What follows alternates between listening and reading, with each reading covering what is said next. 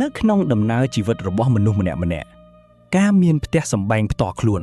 គឺជាក្តីស្រមៃដ៏ធំបំផុតប៉ុន្តែពេលខ្លះក្តីស្រមៃនោះអាចនឹងប្រែជាសុបិនអាក្រក់ប្រសិនបើយើងមិនបានដឹងពីប្រវត្តិរបស់វា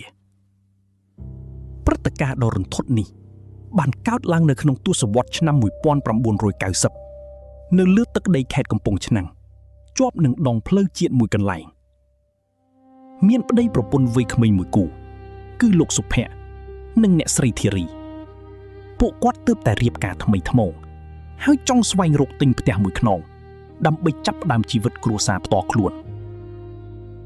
ពួកគាត់បានចំណាយពេលដើររកមើលផ្ទះជាច្រើនកន្លែងប៉ុន្តែផ្ទះដែលស្អាតមានថ្លៃពេកចំណែកផ្ទះដែលថោកវិញក៏មានសភាពទ្រុឌទ្រោមខ្លាំងថ្ងៃមួយពេលកំពុងធ្វើដំណើរតាមផ្លូវជាតិពួកគាត់ក៏បានប្រទះឃើញស្លាកប្រកាសលក់ផ្ទះមួយវាជាវីឡា2ជាន់ដ៏ប្រណិតម៉ូដបែបបារាំងបន្តិចខ្មែរបន្តិចព័ទ្ធជុំវិញដោយរបងថ្មយ៉ាងមាំអ្វីដែលធ្វើឲ្យសុភ័ក្រនិងធីរីប្លែកចិត្តខ្លាំងបំផុតនោះគឺតម្លៃនៃការលក់វីឡាដ៏ធំស្អាតបែបនេះប៉ុន្តែម្ចាស់ផ្ទះដាក់លក់ក្នុងតម្លៃថោកជាងទីផ្សាររហូតដល់ទៅ5ដង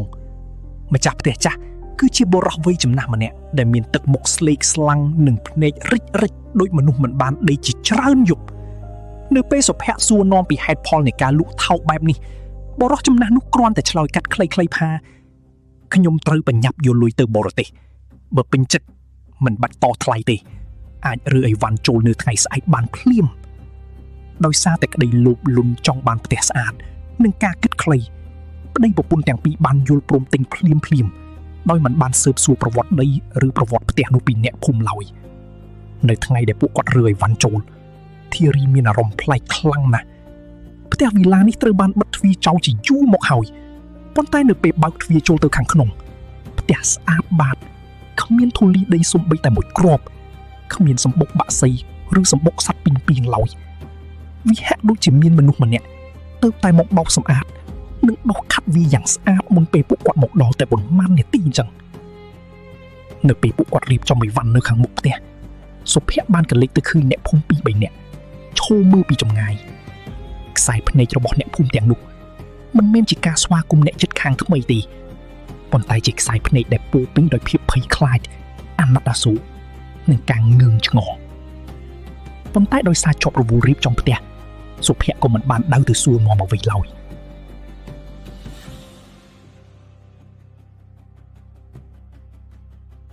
យប់ដំបូងនៅក្នុងវីឡាថ្មី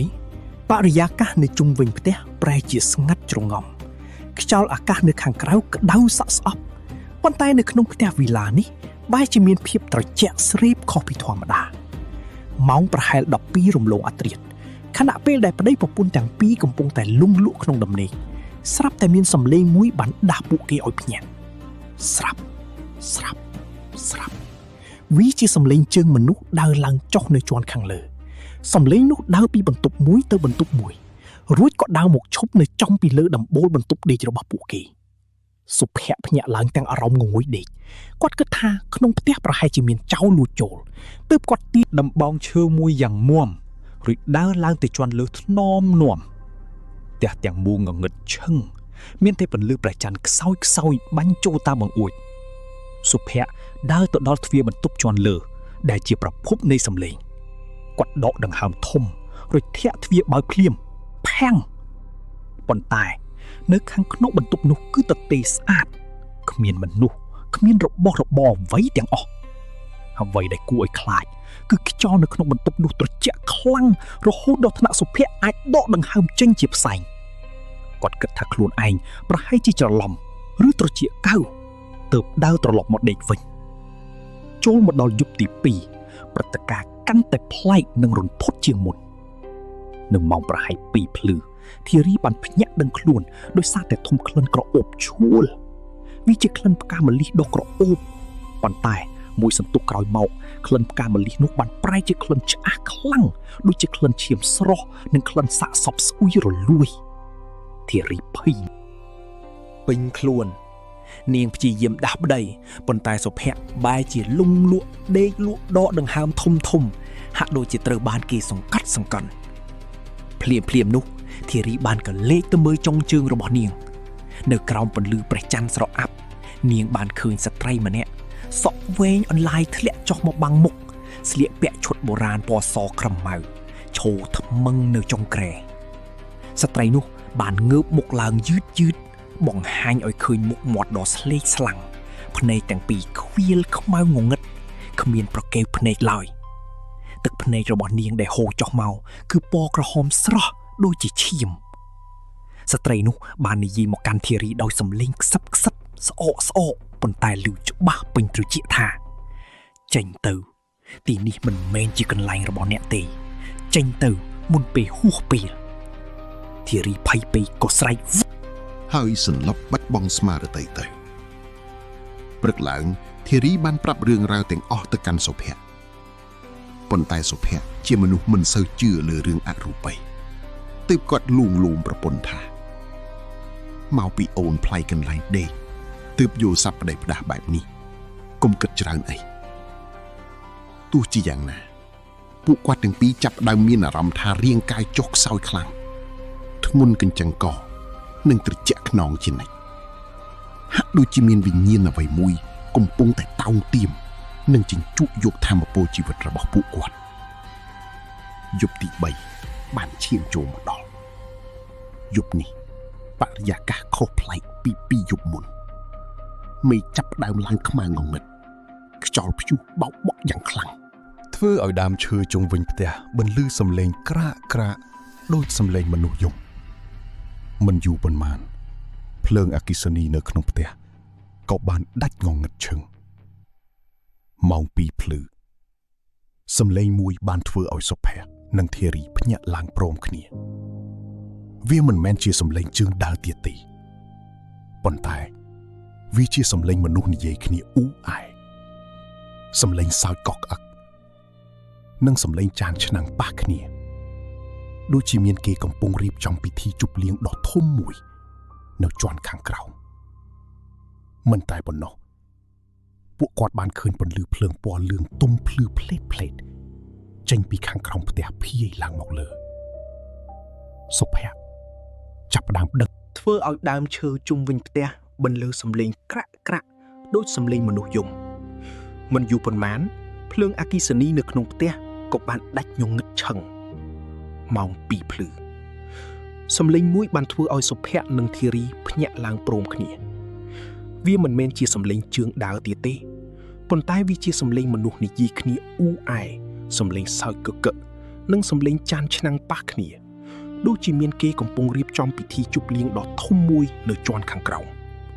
មិនតែប៉ុណ្ណោះពួកគាត់បានឃើញពន្លឺភ្លើងពណ៌លឿងទុំភ្លឺផ្លេតចេញពីខាងក្រោមផ្ទះភីឡើងមកលើសុភ័ក្រចាប់ផ្ដើមដឹងខ្លួនថាមានរឿងមិនស្រួលគាត់បានកាន់ពិលមួយរួចចាប់ដៃធារីដើរចុះតាមចណ្ដើយឺតរាល់ពេលដែលឈានជើងចុះមួយកម្មក្លិនឆ្អះឈាមកាន់តែធំខ្លាំងឡើងរហូតដល់ថ្នាក់ចុងក្អួតនៅពេលពួកគាត់ដើរមកដល់កម្មចណ្ដើចុងក្រោយហើយបំភ្លឺពិលទៅកាន់បន្ទប់ទទួលភ្ញៀវនិងផ្ទះបាយទិដ្ឋភាពដែលពួកគាត់បានឃើញបានធ្វើឲ្យឈាមនៅក្នុងខ្លួនរបស់ពួកគាត់ប្រែជាកកឈាមភ្លាមនៅចំកណ្ដាលផ្ទះមានតុអាហារដ៏ធំមួយអង្គុយជុំវិញតុនោះគឺមានមនុស្សប្រុសស្រីនិងក្មេងៗប្រហែលជិត10នាក់ពួកគាត់ទាំងអស់ស្លៀកពាក់ខោអាវស្អាតបាតប៉ុន្តែខ្លួនប្រាននិងមុខមាត់ស្លេកស្លាំងដូចខ្មោចស្លាប់ជាច្រើនថ្ងៃអ្នកខ្លះមានស្នាមរបួសដាច់រហែកពេញខ្លួនអ្នកខ្លះមានឈាមហូរស្រោចមុខអ្វីដែលរន្ធត់បំផុតនោះគឺនៅលើតុអាហារនោះមិនមែនជាម្ហូបអាហារធម្មតាទេប៉ុន្តែជាសាច់ស្រស់និងឈាមក្រហមច្រាលភ្លាមនោះសំឡេងនិយាយគ្នាអ៊ូអែបានស្ងាត់ជ្រងំមនុស្សឬវិញ្ញាណទាំងអស់នោះបានងាកក្បាលមកសម្លឹងមើលសុភ័ក្រនិងធារីព្រមគ្នាក្បាលរបស់ពួកគេខ្លះបានបង្វិលមកក្រោយជុំវិញខ្លួនភ្នែករបស់ពួកគេធ្លាចេញមកក្រោយហើយពួកគេបានក្រោកឈរឡើងយឺត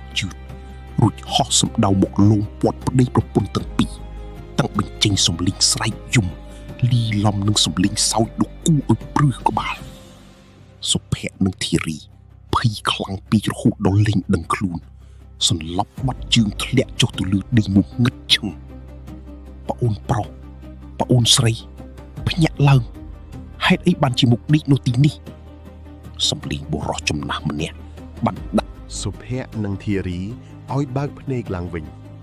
ពន្លឺព្រះអាទិត្យពេលព្រឹកបានជះចំមុខរបស់ពួកគាត់